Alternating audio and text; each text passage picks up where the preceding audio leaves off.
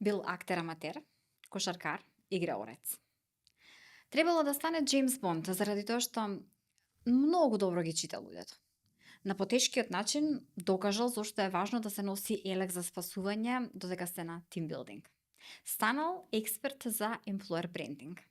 За неговата богата кариера денес во Newbiz раскажува Петар Младенов.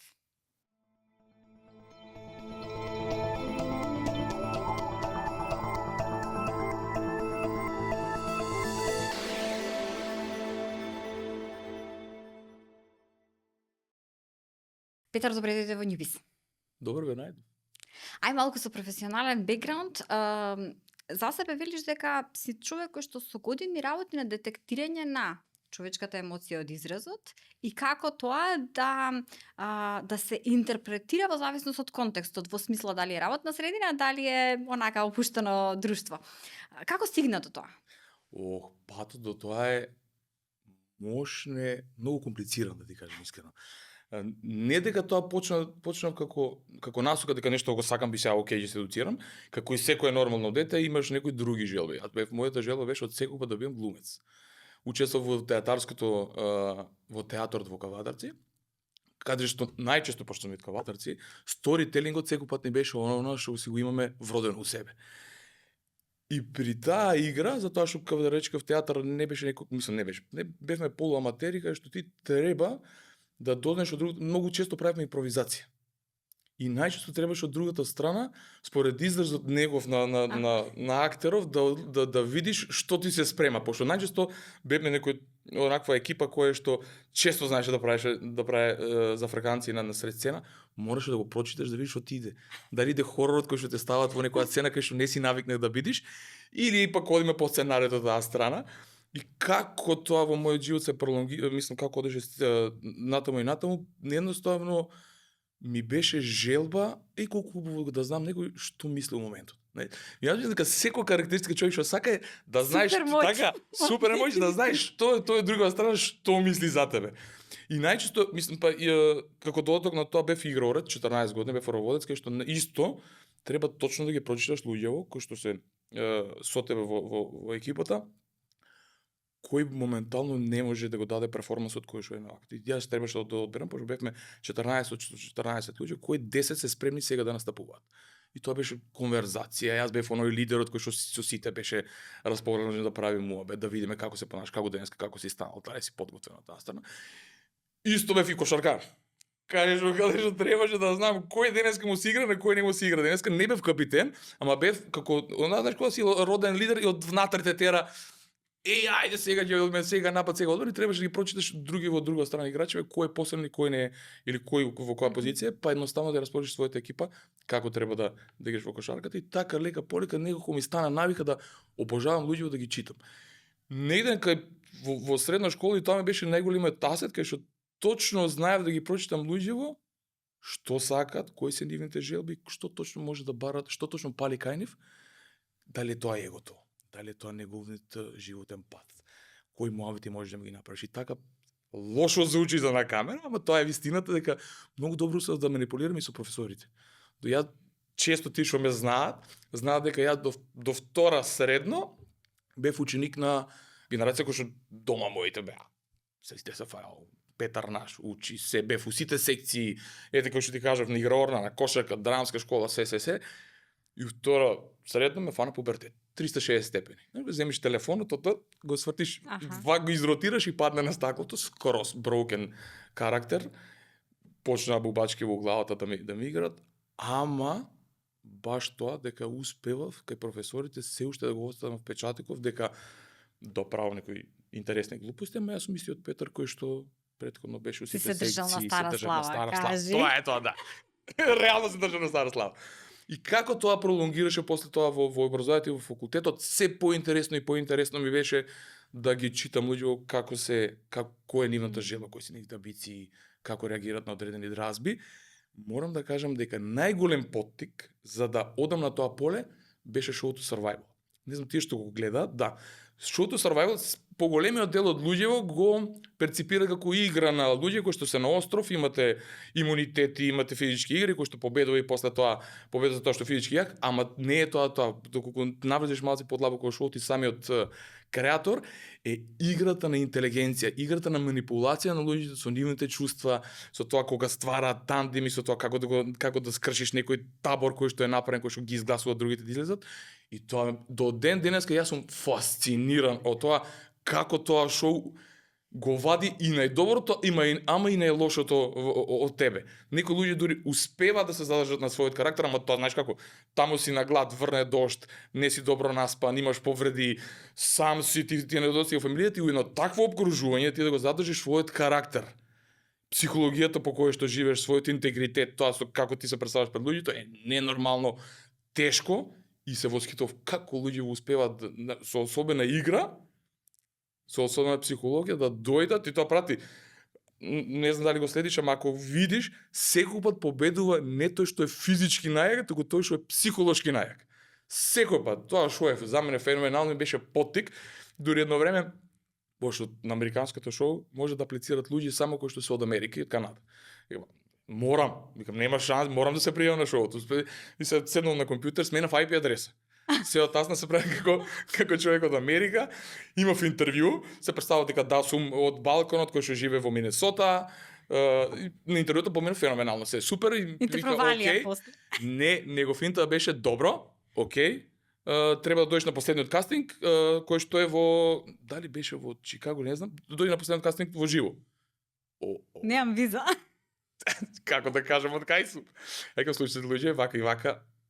Тоа беше, значи, дали си нормален, знаеш, од таа страна, ова е несериозно од твоја страна, па ти како човек кој што го сака шоуто треба да имаш респект према нас, бла, се екам дечки, извинувам. Пробам. Тоа е тоа. Да. Кога те слушам вака, се прашувам како не си завршил во некоја разузнавачка служба. Затоа што тоа се квалитети што реално треба да ги има некој кој што работи таму. Ама кај заврши? Ај кажи. Имав еден другар кој што ми викаше ти си совршен за Джеймс Бонд. Пошто во тоа време станува физички спремен сега добро со деца, малку сме во физичка кондиција. Повеќе на психолошки сега се тренирам, а вика ти си совршен за Джеймс Бонд. Добро, глумиш, добро си психологија, физички си активен. Човек вика тоа може да прави на секоја тема една муабет и ти да го увериш колку и да немаш разбирање, ти да го увериш дека си дава експерт од тоа дека ти сосема нормално можеш да си правиш муабет околу нас. Знаеш како тоа беше за мене лудило, за тоа што за да се усовршам колку што сакам да се усовршам, ја реков окей, ја морам да менјам многу средини, за да пошто кога си во една средина, си го затвараш тоа како влеваш у квадрат и го можеш да го анализираш само таму кај што моментално се наоѓаш. Ја реков си поставив за цел и викам окей, ќе почнам да работам и на секој 2 години ќе менјам работно место. Тоа беше, знаеш, во тоа време, пошто моите не беа толку имотни, и јас едно време за време на моето студирање изигравав глумев маркетинг агенција. Имав 4 клиенти. Браво. Кога дојдов до моментот дека треба да наплатам, викам добро, како сега да наплатам и фатив на еден другар мој, мајка му имаше сметководствена фирма. Од таму ги пушта фактури. У тоа време немаше нешто да видиш кој со што е, беше многу нормално од фирма да се занимава и со сметководство, Да. адвертајзингот не беше толку исто познат се да видиш и се праќа фактури. Тоа беше како дека се што гледав на филмовите го имплементирав кај нас во Македонија и одев кај клиенти. После, например, вежби имав, бев на електро тогаш на факултет. Одев на вежби, после вежбите одев на состаноци. И тоа беше тоа, значи искуството беше феноменално. Ти изиграваш дека си некој професионалец, кој што како да ме држиш маркетинг агенција, гледам на филмовите, тоа беше многу смешно, гледав на филмовите на хотел стоеш како хенгдор. Македонија уште ги немаше тоа време. Викам, викам зашо на некој да нема пораз, ќе му понудам дај лифлети ја правиме и одам како маркетинг агенција, да, имаме нови машини. Моментално имаме печати, имаме вакви маркетинг материјали, дали сте ви окей, пошто многу го нема Македонија, нема да кажам фирмата не ме туше. Дали викам дали сте како хенгдор. Феноменална идеја, топ. Прави ги како изгледат, ги имав нацртано како треба да изгледат, ги земам ни една печатница не беше способна во тоа време да го изреди оној кругот кај што ќе го ставиш на врата. Рачно. Кажи дека рачно ги сечеш. 3500 Оу! лифлети. 3500 лифлети. Пред некое време се сретнаме со цеото на Валдеш Раде, кој што он ме потсина на приказнава. Вика, добро, вика, уште те памтам, седнат, тогаш бевме со Advertisement Данчо, стартап кој што го имавме, седнат у канцеларија и со скалпер. Издржав околу 100, ми се фати раката. Реков, окей, вака не било.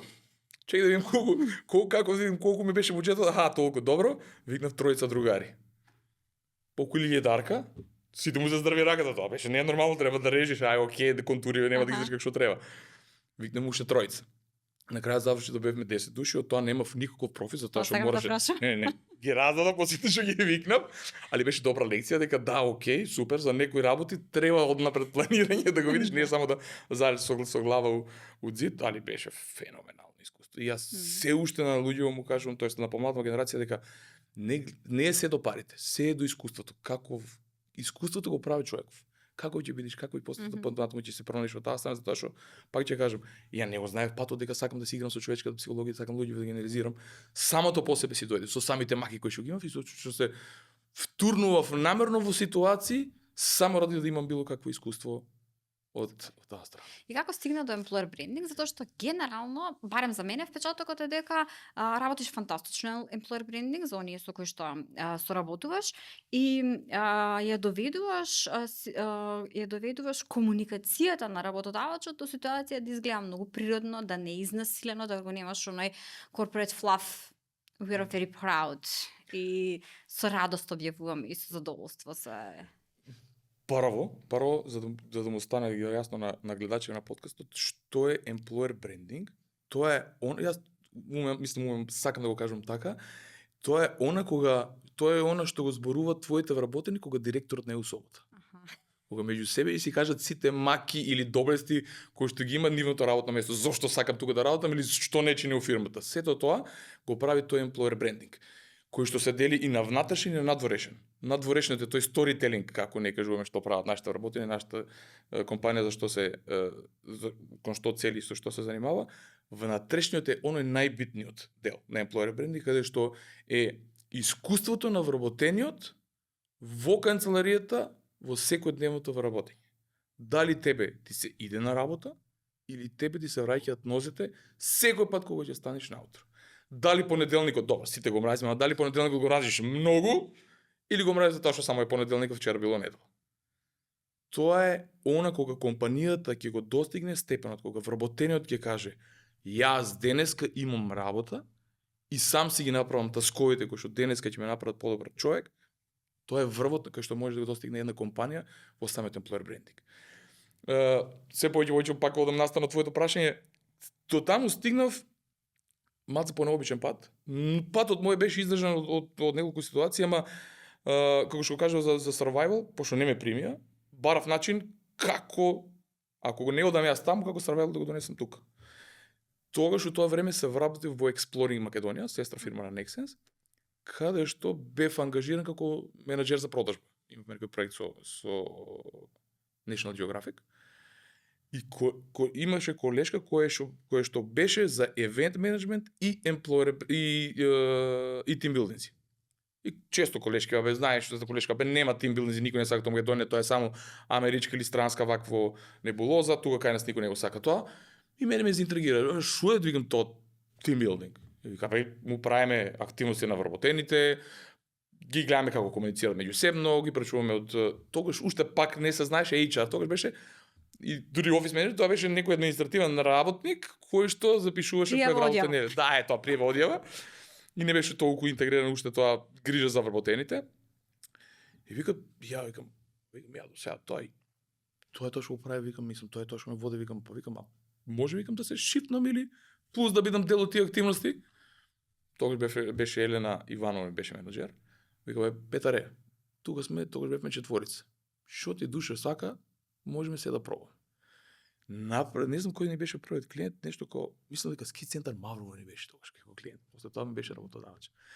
Он има некој настан, коментарен велен слалом, на кој што беше општо повеќе компании, корпоративен настан, кој што имаше повеќе компании кои што има се натпреварува во скијање, после тоа има забава. И мене ми се допадна тој свет.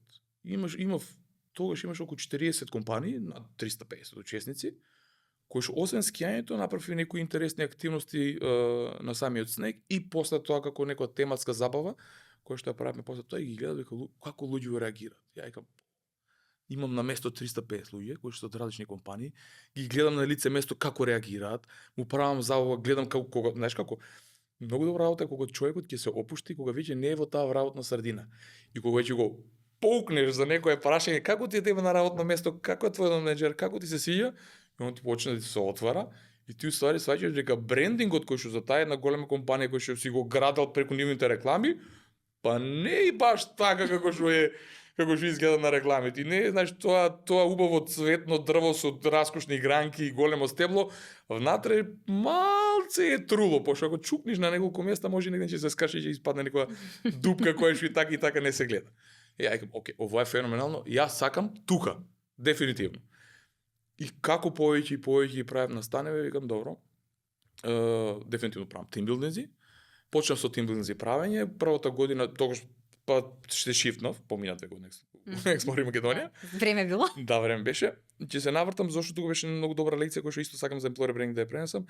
Се шитнав во ски центар Мавро и таму имав на располагање сала, спортска сала, имав ратак дискотека, имав терени, имав планина, имав езеро, имав фудбалско игралиште, едноставно ми имав на располагање секој ресурси, викам, окей, сега само тоа што треба е да искреирам нешто кое што други компании од тогашно време го нуде како тимбилдинзи и да почнам да го работам тоа.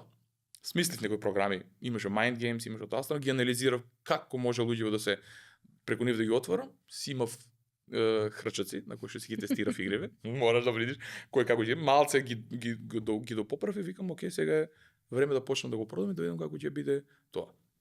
Првата година имав 25 тимбилдинзи, втората година имав 45, трета година немав денови кога ми беа слободни. Супер. Тоа беше, например, четврток, петок, сабота и недела, по 6 тимбилдинзи во тие 4 дена. Никој беа дводелни, никој беа на 2 места, пошто имавме 3, тогаш имавме 3 хотели, на сите места добар екипа, бевме собрани. Бев толку оверлоад со работа, ама како што кажав, ти желбата да го правиш тоа, не гледав ни дали е сабота, ни дали е понеделник, ни дали е работен, неработен ден, дали е празник или недела или било што. Тоа беше за мене феноменално искуство и тука е тоа што мене ме продефилира или тоест ми изгради многу повеќе да знам да анализирам и културата на самите компании, што е тоа грешка, што не е, феноменално, особено кога имате тимбилдинзи и оноа, значи имате обраќање од менеджментот за резултатите, најчесто за тоа ги користат некои тимбилдинзиве, со обраќање кон вработените, резултати, ова, се. Така ли директоре? Така е. Пускат. Супер направиме успех, така ли? Така е. И завршувам говорот и сега што ме дал гост, мислам по интуиција, ода ми викам, топ вакво направивте резултати. Кој е резултат? Какви резултати? Па викам на вакво тоа, која та бена? Вика, ова вика за овие нови, вика што се сега вика дојдени да мислат дека правиме профит. Кај сме задолжени да сите страни. Леле. Ама имам и убави искуства, пошто на тие програми јас кои што ги правев, направени се да во текот на самата игра да ги откриеш особините кои што и не си ни бил свесен дека ги имаш од тасна, затоа што не ти се дала прилика во животов да одиш во таа позиција или во тој рол да се ставиш и да видиш како ќе предводиш. Најубава приказ, имам две мислам приказни кои што ми се мене драги, на еден тимбилдинг обична сметководителка. Mind Games, кај што требаше да водиш игри, да решавате задачи, се постави како па не знам како 40 години лидер да била. Толку добро го состави тимот, толку добро разговараше со нив. Едната сакаше се откажува, ја мотивираше, ги распореди, ајде заедно. Разговараше со нив. Ја бев луѓе, ова од сметководство ли е или чуев и прати, она не беше ни одговорна на сметководство, туку она била некоја нова како сметководителка, цел живот со сметководство се има занимавано. И ја одам на тогашниот менеџер на компанијата и викам, слушај, ти имаш, викам, небрусен дијамант. Овоа, би се почнал годил, ти ја знае компанијата, или проектен менеџер, било каде, у било кој сектор ставија, викам, че ти процента секторот. Вика, да, вика, си ја знаеме, тука неколку 3 години. Викам, не знам дали тоа не го сака. Викам, ставиш таа на професионалците. Разговарал со жената и ги кажав, знаеш, кои се предиспозициите, што тоа ја го гледам, оно беше, вика, никад не сум гледала така на работи, дека да, мене природно ми иде, вика, и тоа што вика според пошто беше малце постар, имаше деца, вика, ја и како со деца, мене овие ми вика деца. знае дека деца кои ќе ми се расплачат, ако му викам, поголема е нервозава. Ако го натепам, само ќе направам полоша ситуација. Вака, викам, го бодриш, му кажеш кои се грешки, викам, ми е тотално природно. А смени позицијата и во рок од 6 месеци, пошто ми беше како драго и носто прашав како, во рок од 6 месеци беше на сектор менаџер стана. Едно од подобрите менаџери од тој сектор, кај што мислам како што нашо работеше, тоа беше за мене исполнение на сонот.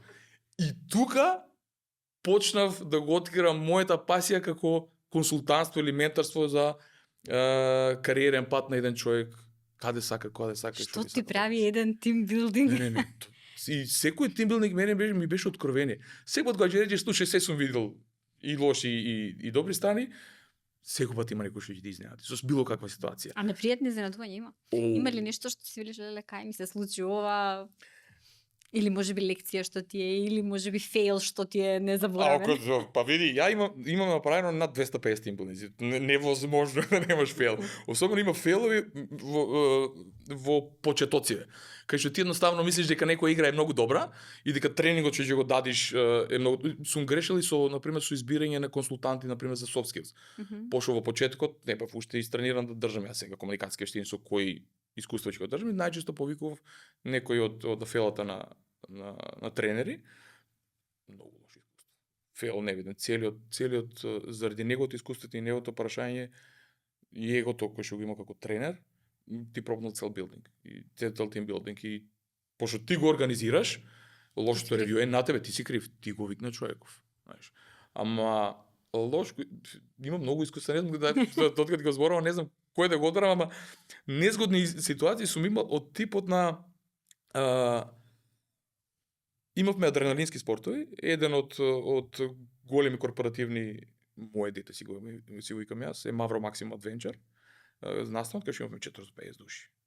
И имавме активност кајкарење. И менаџер на многу голема компанија, 80 души ми имаше донесено, вика јас сум професионален кајкар, мене не ми треба вика елек. Викам извини, ама предиспозициите се тие. Јас одговарам, ми судиш у езерово. Да, викам ти, него и јас ќе одговарам за тебе. Викам мора да носиш елек. Не, кога врати ми ги парите, и таа македонштинова. Звоне по телефони. Кој ти одговорен, тогаш ми беше Огњан Циговски како директор, му звони него. Со него, мислам, и феноменален ментор, исто. Вика, слушај, со Петар, он го организира целиот евент, како сакаш разбери со него, ако он ти рече дека нешто не може, тоа значи, вика, Господ да се симна до згора, нема шанси. И врте на него, најсно. Вика, окей, ваше, и го става елекот. Имаш како круг околу црквата, тогаш црквата у Маврово беше под вода. На 20 метри му се првтува кајкот. Го фати грчна нога и почнува да паничи. Човеков беше 130 кила на копно. У вода си 5 пати повеќе потежок. Имавме гумен чамец. Никако не можеме да го извадиме човек. Тај го држиш, никој не можеме да го извадиме. Имаше спасувачки елек, супер беше тоа на страна. Одивме со овакво со скутер на вода, пробувавме некој да го извадиме и у тој случај од искуство ми текна земав јаже. Отидов, го земав, држи го јаже, го излеков и излезе човеков надвор. И само стоим, викам, и? Најно сладко. Така, викам, и? Скроз блед, вика, беше управо. Вика, фала ти многу што ми го спаси животот, вика, најверојатно сега ќе бев под езерото на у Маврово, вика, и ќе бев некој споменик. Вика, останете тоа страна. Викам, не е суштината да некој пат треба да ги скршиш правилата во живот. Ама на работи кои што се опасни по живот, секој пат мора да се следат процедурите и тој што го прави мора да го следиш од таа страна. Тоа беше едно и незгодно тоа затоа што човекот почнеш да вика пред 200 народ. Ти не знаеш, ти вика, ти треба да си стабилен како организатор. Ама добро што на крајот, знаеш како на крајот испадне лекција брзо дошла. Лекција многу брзо дојде. Исто имам лошо искуство типот кога не си верував на своите вештини. Многу лошо особина човек што може да има.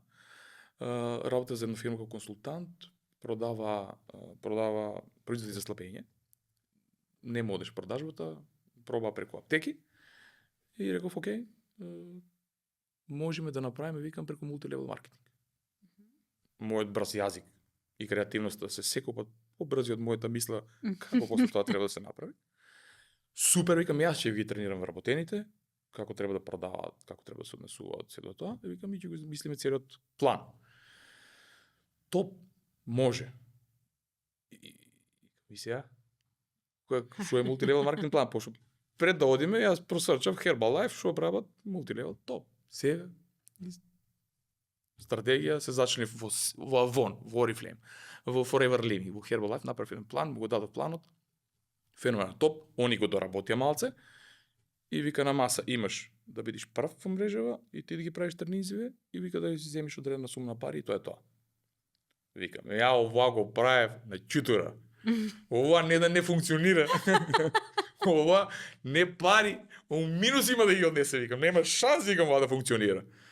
У рок од 6 месеци беа најбрзо растечката фирма во Македонија. Направија после 1,5 година има околу $500,000 профит. Сите јас што ги тренирав дистрибутери да продаваат, земеа првите во мрежата фактично. Да, и зема 20 пати повеќе у еден месец колку јас што земав за целиот празник за тоа што го работев тогаш. И тоа ми е таа е лекцијата која што секој пат се викам и на сите му пренесувам, ако нешто работиш, само има верба у себе. Небитно дали е прв пат. Небитно дали е по трети пат, по 10 и да е грешки било што. Има верба у себе дека да, ако ти го правиш тоа, го правиш најдоброто што можеш. И ако е грешка, си го направил најдоброто што можеш од твоја страна. И твоја си научил нешто, да. И тогаш тоа ми беше нако коровени секој. Тогаш викам, окей, човек, мораш да си вериш во себе, што и да правиш, мораш да вериш во себе. И така и тимбилдинг ми почна. Ја верував во себе дека тоа е најдоброто нешто што може некој да го направи во Македонија. И така ги продавав. Нема некој кој што ќе ви даде подобро искуство од страна на тимбилдинг и градење на човечките ресурси кои што вие моментално ги имате.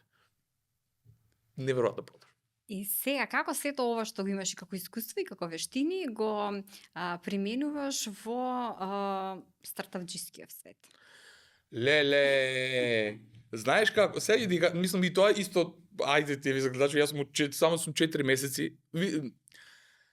Не си 4 месеци во тој свет, затоа што ти си од времето со Данчо во стартапџискиот свет. Да, знаеш, ја на почетку викав, нов сум тука, затоа што уште не го разборав зборот што е стартап.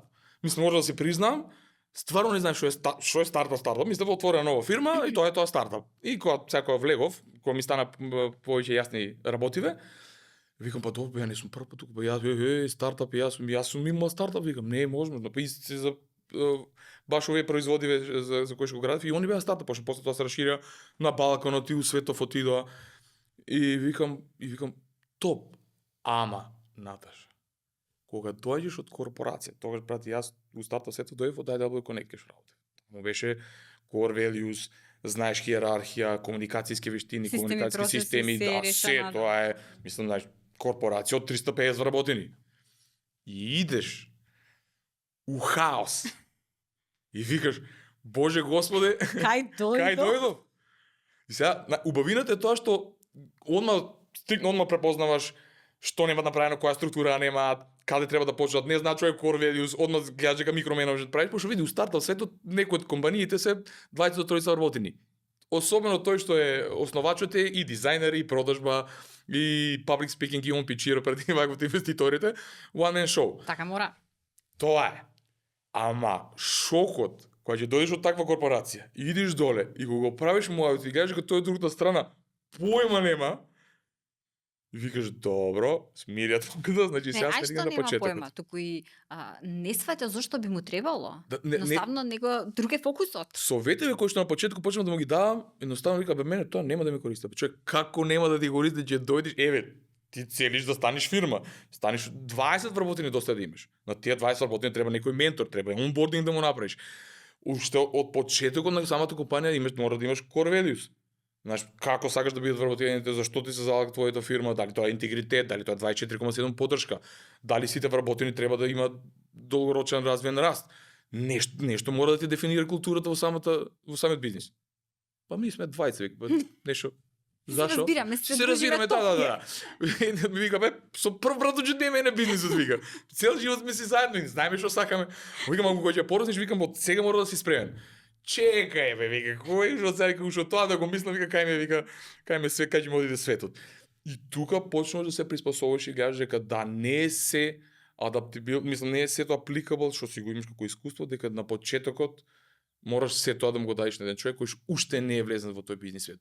И мислам да, некои од луѓе кои што имаат стартапи се од големи корпорации па се ствариле свој бизнис, ама најчесто се па луѓе кои што имаат креатива, едноставно ја гледале филм, му дошло идеја, виделе проблем, знаат како да го решат и се вторнуваат во тој свет. Значи ризикот што го имаат тие претприемачи неверојатен степенот за размислување дали е ризик или не, му е равно на нула. Не размислам, он само оде екшен и тоа е тоа. И викам, окей, тука треба приспособување. Најчесто тоа е учењето на тие soft skills. Тука се почнува soft skills, види, тоа е исто добра тема за подкаст. Најчесто компаниите тој проблем, секогаш кога зборам за тој проблем, сега се тригерирам, тој проблем е општо прифатен проблем дека компаниите викаат да го имаме, ама секој го има и не е толку званично, ајде ќе работим на него. Пошто зашо би работеле, пошто секој го има.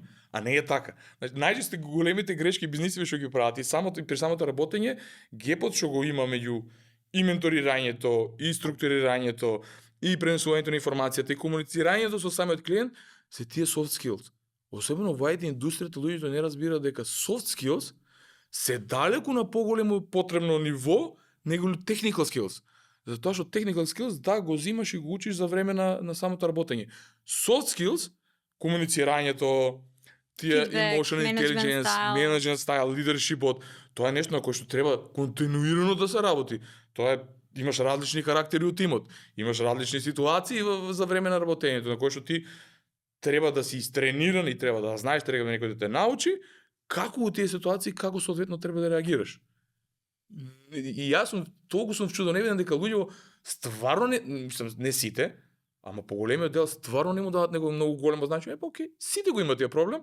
Значи, колега Гого сега кај што сум во нетворкер вика, абе сме имали поголеми проблеми и не сме ги решиле.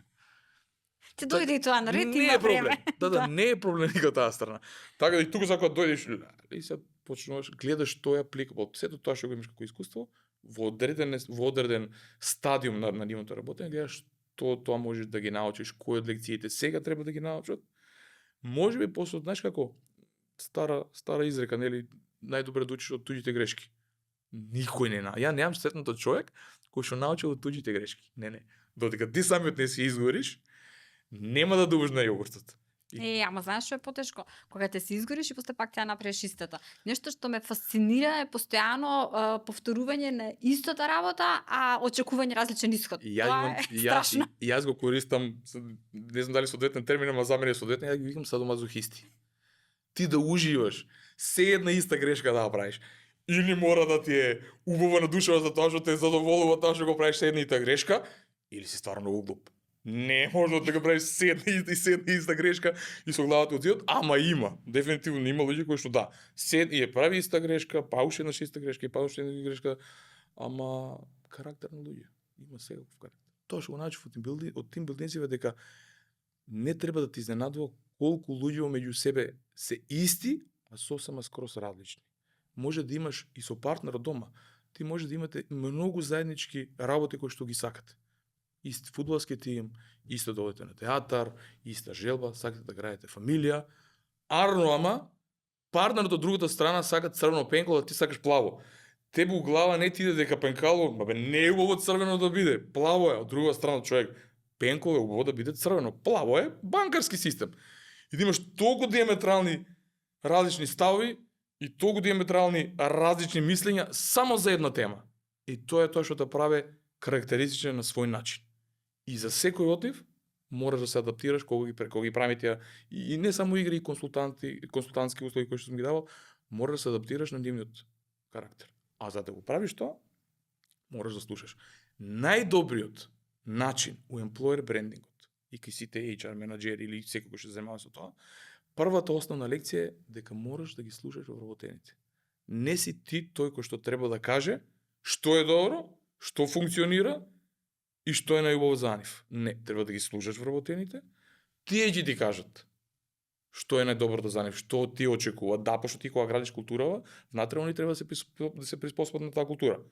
Исто, најголема грешка у employer брендингот, кој ќе вработиш човек кој што не е под теркот на твоите core values што ги имаш во компанијата. Ти го земаш само ради техничката спремност која што има или експертизата која што има во неговото поле, ама он тотално не ги живее вредностите на самата култура која што има воспоставена компанијата. Најголема грешка која што можеш да направиш како работодавец. Таков човек да земеш својата компанија. Во безброј случаеви отишло на лошо. Тој вработен или праве раздор во тимот, или самиот си заминува после 3, 6, 9 месеци. Не издржува ни една година. Јас сум бил на работно место каде што сме земале многу добар HR, феноменален, со феноменално резиме, супер. Доаѓа во компанијата, во рок од 3 месеци не успева, а дојде ради добрата плата, големиот, пошто види, доаѓа, на пример, од помала средина, од 100 работени, се имаш 350 работени, предизвиките како HR за таа страна, ама не ги живееш целата култура на самата компанија. Мака мачеше да се имплементира во целиот тој тим. Толку многу тешко и беше да се приспособи на тие услови кои што го барем во IT светот, пошто сега пола твоите гледачи ме мразат, ама во IT светот вработени се мали разгалени детишта кои што пробуваат да си земат, да зграбат се што може да се зграби за во нивна полза. И тука треба сериозно менаџирање на тие дечиња. Ама она не беше навикната, така она беше да јас сум HR, јас го знам најдобриот начин и да тие се правилата по кои што треба да се игра. Тотално различна средина. Пак ќе кажам, јас претходно пред да дојдем во IW Connect бев како евенти маркетинг менаџер и во казина, и во хотелиерство, и во продавање на производи за слабење. Бев во USA, моја кариера се викаше тогаш проектот. Во различни средини, кога дојде во IT, скороз различно. Прати, јас и до тогаш поголемиот дел од клиентиве ми беа IT компании, пошто тие кои што многу порано го разбра бенефитот кој што можеш да имаш со таквите team building евенти на организација и затоа ми беа поголем број, ама друго е кога си од надвор. Кога ќе почнеш да живееш културата, кога ќе појдеш во тој свет, и викаш, знаеш, скроз различно, се е скроз различно. Да, се гледа дека ти годи променава во овој хаотичниот свет, ама има задоволство таму. Дефинитивно. Супер ни е муаветов, ама мора да го привршим. Знам, ја ти реков и на самиот почеток, јас со мене можеме ти со сати на таква тема. За крај, оно што сакам да го продискутираш е колку фактот дека сме преплавени со информации за нови технологии, вештачка интелигенција, ова те замени, ова ти го реши проблемот, ова мораш да го знаеш, ова мораш да го научиш, ова не смееш да го пропуштиш, не прави да се фокусираме на тоа, наспроти на ова што го кажуваш soft skills можеби. Знаеш, тоа што јас ментално го гледам како спас во новата ера на вработење е тоа што Gen Z генерацијата се повеќе зборува за well-being. Како тоа да се балансира меѓу животот надвор и животот во компанијата. И да, види, ти кога си на работно место, такво дојде човештвото. Динамиката на промени, која што можеш да ја следиш. Едноставно нема назад. Ако сакаш да си во полето во кое што да го работиш, мораш да ги следиш трендовите кои што идат и кои што ти наговестуваат дека мораш да го правиш по новој начин. А и се повеќе табу тема, ама неизбежно ти да се соочиш со тоа дека да треба да го научиш тој модел. Затоа што многу едноставна работа. Ти го олеснува само начинот на твоето вработење. Нешто што ти треба 8, 12, 24, 48 часа да го сработиш, со ChatGPT го сработуваш само за 1 сат. И мораш да го следиш трендот. Нема бегање од тоа.